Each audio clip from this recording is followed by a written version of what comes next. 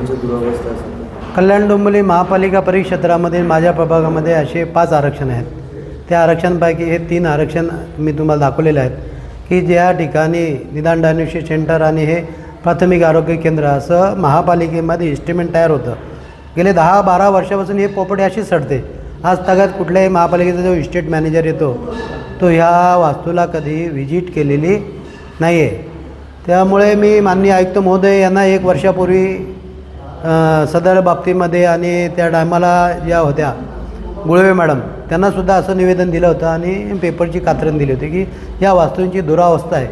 आणि मग जर का दुरावस्था आहे तर मग ह्या वास्तू महापालिका बिल्डरकडनं घेते कशाला किंवा आरक्षण बदली करते कशाला. मग जर का त्या वास्तूचा आपण विनियोग करत नाही जनतेसाठी मग हे आरक्षण आणि त्याचा ताबा आणि जे महापालिकेला प्रॉपर्टी भेटली त्याची व्हॅल्युएशन आजच्या तारखेला करोडो रुपयाची आहे. मग त्या करोडो रुपये जर का एफडी ठेवले असते त्यांच्याकडनं घेऊन आणि ही वास्तू तशी त्या लोकांना दिली असती तर आजच्या तारखेला कितीतरी व्याज मिळालं असतं. परंतु प्रत्यक्षात जनतेला काय मिळतं आहे हे तुम्ही बघता. काय मागणी असणार? माझी ही मागणी आहे की महापालिका आयुक्त कार्यतत्पर आहे असं शहरामध्ये चर्चा आहे आणि असं आम्ही पण मानतो. परंतु या जर का वास्तू त्यांच्या खालच्या अधिकारी त्यांना कुठलीही माहिती देत नसेल तर ही एक मोठी शोकांतिका आहे.